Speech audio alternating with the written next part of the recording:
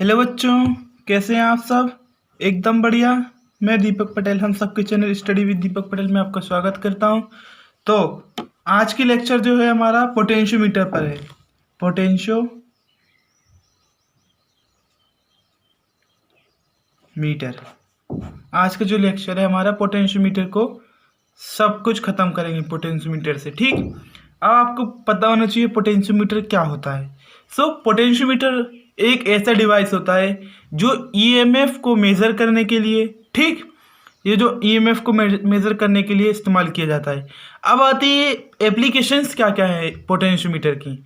Potentiometer की application होती है, पहली होती है कि हम इसके द्वारा, पोटेंशियोमीटर के द्वारा ईएमएफ, दो सेल के ईएमएफ को कंपेयर कर सकते हैं। ठीक, ये तो हो गई इसकी पहली एप्लीकेशन। फिर दूसरी एप्लीकेशन होती है कि हम किसी भी सेल का इंटरनल रेजिस्टेंस निकाल सकते हैं। किसके द्वारा? पोटेंशियोमीटर के द्वारा। ठीक है बच्चों, ये तो एप्लीकेशंस भी हो गई और पोटेंशियोमीटर होता क्या है वो भी हो गया। अब चलिए, अब आपको सिखाता हूँ मैं एक चीज़, इसका प्रिंसिपल, पोटेंशियोमीटर का प्रिंसिपल क्या होता है कि जैसे मान लीजिए आपने ईएमएफ ले लिया किसी सेल का, ठीक, उसमें मान लीजिए एक कैसा, ये वायर है, इसकी कुछ लेंथ होगी, लेंथ कर लेते हैं इसकी। फिर इसमें कुछ ना कुछ करंट फ्लो किया होगा, आई हो गया। अब जब फ्लो हो रहा था करंट का तो इसमें रेजिस्टेंस भी होगा, सो इसका आर हो जाता है। मतलब क्या हो जाता है? E is equal to I R L. अगर हम इसमें से कांस्टेंट, ये दोनों को कांस्टेंट कर दें, सो आई डायरेक्टली प्रोपोर्शनल एल हो जाएगा। इसका यही प्रिंसिपल था। मतलब जितना कि हम इसमें ध्यान से देखिएगा, जब इन दोनों को हटाएंगे, डायरेक्टली प्रोपोर्शनल लगाएंगे, अगर आप डायरेक्टली प्रोपोर्शनल को जब हटाते हैं तो फिजिक्स की बुक के हिसाब से उसे अपन रो लगा देते, ऐसे ऐसे करके रो लगा देते। ठीक, बाकी आपको इतना याद रखना है कि जब ये दोनों कांस्टेंट हो और आई मतलब करंट और आर मतलब रेजिस्टेंस कांस्टेंट हो, तब बैलेंसिंग लेंथ के बराबर हो जाती है ईएमएफ। ये लेंथ का मतलब हो जाता है बैलेंसिंग लेंथ, मतलब टोटल लेंथ कितनी है। ठीक, ये होता है बैलेंसिंग लेंथ। अब आती है अपनी पहला ईएमएफ कंपेयर करना सीखते हैं, ईएमएफ कंपेरिजन। फिर से समझ लीजिए बच्चों, मैं पीडीएफ फॉर्म सबमिट कर दूंगा इसका, पोटेंशियोमीटर की डेफिनेशन, उसका प्रिंसिपल। लेकिन पहले आप, ठीक है, अब अपन डायरेक्टली शुरू करते हैं। ईएमएफ कंपैरिजन, टाइम बहुत कम है और हमें ख़त्म बहुत ज़्यादा करना है। एक बात बताऊं, इसमें हम अकेला ईएमएफ कंपेयर करना सीख जाएंगे, इसके जस्ट बाद एक और आएगा वीडियो, लेक्चर वीडियो, जिसके अंदर हम क्या सीखेंगे? इंटरनल रेजिस्टेंस निकालना। किसका? पोटेंशियोमीटर का। मतलब आज के लेक्चर के अंदर, आज के दिन हम दो लेक्चर बनाएंगे पोटेंशियोमीटर के, जिसमें एक ईएमएफ कंपैरिजन होगा, दूसरा इंटरनल रेजिस्टेंस निकालना होगा, जिसमें आपको कन्फ्यूजन नहीं होगी। ठीक है बच्चों। आज हम इस लेक्चर में आप ईएमएफ कंपैरिजन सीख लेते हैं।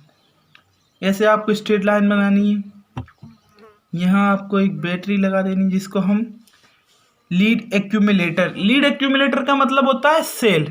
ठीक है बच्चों, बढ़िया से याद रखिएगा। यह लीड एक्यूमुलेटर बैटरी समझ लीजिए, एक्यूमुलेटर मतलब इकट्ठे करने वाला, तो आप बैटरी समझिए। ठीक है बच्चों, बढ़िया। तो यहाँ B1 बैटरी लगा दी, इसमें से कुछ ना कुछ यहाँ हमने की लगा दी, जिसके अगर मान लीजिए हम जब यहाँ से एक्सपेरिमेंट करेंगे तब हम करंट फ्लो कराएंगे। ठीक बच्चों, यहाँ सारा दिखाई दे रहा, बढ़िया बढ़िया। इस तरीके से पूरी लेंथ। आपको पता है पोटेंशियोमीटर में कितना वायर लगता है? 10 मीटर का एक वायर लगता है, जो सराउंडिंग ऐसे करके, ऐसे ऐसे करके बनाया जाता है। ठीक, इतनी बात याद रखिए। 1 मीटर की एक लेंथ होती है इतनी से, वुडन प्लैंक होता है। जब आप एक्सपेरिमेंट करने बैठेंगे ना, तब आ जाएगा आपको समझ में। ठीक है बच्चों। फिर यहाँ 1 मीटर की लेंथ हो गई, ऐसे यहाँ से ए दे दीजिए, इसको बी पॉइंट दे दीजिए। ठीक है बच्चों, यहाँ आपको रियोस्टेट लगाना है, रियोस्टेट RH ऐसे करके, RH रियोस्टेट। ठीक है बच्चों, दिखाई दे रहा बढ़िया से, बढ़िया। अब यहाँ से हमने करंट सप्लाई किया इस तरीके से, ऐसे ऐसे यहाँ से आया ना हमारे पास तो करंट, इस तरीके से करंट हमारे बैटरी से आया है, ऐसे ऐसे फ्लो करके ऐसे जा रहा है। ठीक है बढ़िया बच्चों। अब मान लीजिए यहाँ से एक इस तरीके से आपको रेगुलरली एक बना लेना है ऐसे।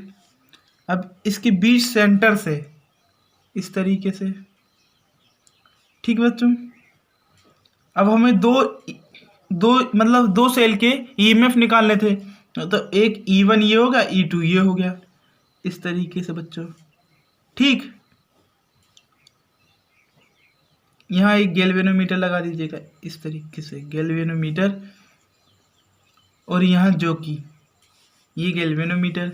अब यहाँ 2 वे की लगेगी इस तरीके से, ये K2। अब जो K2 है उसको अपन 2 वे की बोलते हैं, 2 वे की। ये K1 जो है ये प्लग की है, B1 है बैटरी है, RH है रियोस्टेट है, रियोस्टेट की स्पेलिंग देखिए। ठीक है बच्चों। J जो है जो की है, G जो है गैल्वेनोमीटर है, गैल्वेनोमीटर। ठीक है, इस तरीके से ये हो गया हमारा diagram, circuit diagram, circuit diagram. ठीक, अब आती है इसका एक्सप्रेशन या फिर डेरिवेशन। डेरिवेशन क्या बोलता है, आपको पहला प्रिंसिपल तो याद ही रखना होगा, किसका, पोटेंशियोमीटर का।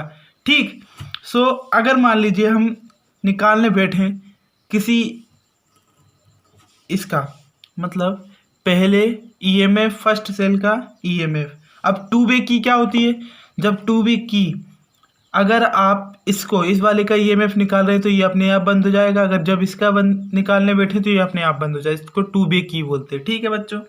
सो पहले हमने इसका निकाल लिया, E1 बन गया, E1 मतलब E1 किसका, ईएमएफ ऑफ फर्स्ट सेल। ठीक, सो आप जानिए E1 जो है, इधर से देखिए, बाय दी, ऐसे लिख लेना, bye the principle of potentiometer, principle of potentiometer करके। सो रो तो कांस्टेंट है, मतलब हमने करंट दे दिया, यहाँ से करंट तो कांस्टेंट जा रहा है। अब बैलेंसिंग लेंथ होगी इसकी, तो लेंथ मान लीजिए E1 के लिए L1 हो गई। अब इसमें जो रेजिस्टेंस है, करंट फ्लो कर रहा है, रेजिस्टेंस होगा इसका, तो वो तो कांस्टेंट था। सो कांस्टेंट था तो हमने रो लगा दिया। ये हो गया हमारी first equation. By the principle पता चला, आई क्या है इसमें, करंट, और R इसमें रेजिस्टेंस, तो दोनों कांस्टेंट ही है, डायरेक्टली है ना, ऐसे ऐसे डायरेक्ट कांस्टेंट है वो तो। ठीक, अब हम EMF दूसरे सेल का निकालेंगे, तो फिर बाय द प्रिंसिपल ऐसे करके लिख लेना, तो E2 equal to row L2। इसके लिए लेंथ अलग हो जाएगी, मान लीजिए इसके लिए यहाँ निकल गया, इसकी जो क्या बोलते रीडिंग यहाँ आ गई। अब L1 इसके लिए ये हो गया, इसकी रीडिंग यहाँ आ गई, सेकंड के लिए रीडिंग यहाँ आई, इसलिए L2। ये अपनी सेकंड इक्वेशन। अब on dividing first and second equation, first equation by second equation.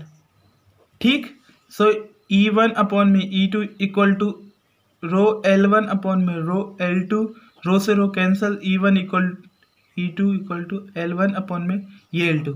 ये अपना एक्सप्रेशन हो गया, हेंस प्रूव्ड। अब ध्यान से देखिए, मतलब जितना हम EMF जो है, जितनी लेंथ आएगी और E2 की जितनी लेंथ है वो बराबर होती है। मतलब EMF, इस सेल का EMF देखिए यहाँ आ गया है तो बराबर रहेगा, E2 है इसकी बराबर रहेगा, जितनी ज़्यादा EMF उतनी ज़्यादा लेंथ। समझ में आ गया बच्चों? इस तरीके से। कहाँ समझ में नहीं आया? यहाँ समझ में नहीं आया। देखिए हमें पता चला प्रिंसिपल क्या होता है, जितना हम करंट सप्लाई करेंगे उतना ही रेजिस्टेंस होगा, मतलब उतना ही रेजिस्टेंस रहेगा, और लेंथ उसकी कुछ ना कुछ होगी इस वायर की। ठीक है बच्चों, तो अब ये दोनों कांस्टेंट रहेंगे, जितना करंट उतना रेजिस्टेंस। सो ये कांस्टेंट करके हमने ये लगा दिया, रो लगा दिया। अब हमने E1 निकाला, E1 मतलब EMF ऑफ फर्स्ट सेल, तो रो कांस्टेंट था, जैसे कट कट होके इतना आ गया। ठीक है बच्चों, कि ऑब्जर्वेशन टेबल उसके डिस्क्रिप्शन बॉक्स में मिल जाएगी। ठीक, और उसमें जो प्रिकॉशंस थे अभी सुन लीजिए। उसके प्रिकॉशंस थे कि EMF और EMF की जो एक्यूमुलेटर, मतलब जो B1 था वो हमेशा ग्रेटर देन होना चाहिए EMF जो ईएमएफ 2 सेल थे ना उनकी ज़्यादा, उनकी मतलब जो पावर होनी चाहिए बैटरी की वो सबसे ज़्यादा होनी चाहिए, पहला प्रिकॉशन। ठीक। और दूसरा ध्यान से सुनिए, दूसरा पॉइंट था कि ऑल द पॉजिटिव टर्मिनल्स, मतलब इसके जो पॉजिटिव टर्मिनल, इसका पॉजिटिव टर्मिनल और इसका पॉजिटिव टर्मिनल एक साथ ही कनेक्टेड होना चाहिए, मतलब एक ही जैसे कनेक्टेड होना चाहिए। ये तो हो गया इसके प्रिकॉशंस वगैरह। इसके जस्ट बाद एक वीडियो और आने वाला है जिसके अंदर अपन करेंगे इंटरनल रेजिस्टेंस निकालना। ठीक है बच्चों, बढ़िया। Have a nice day.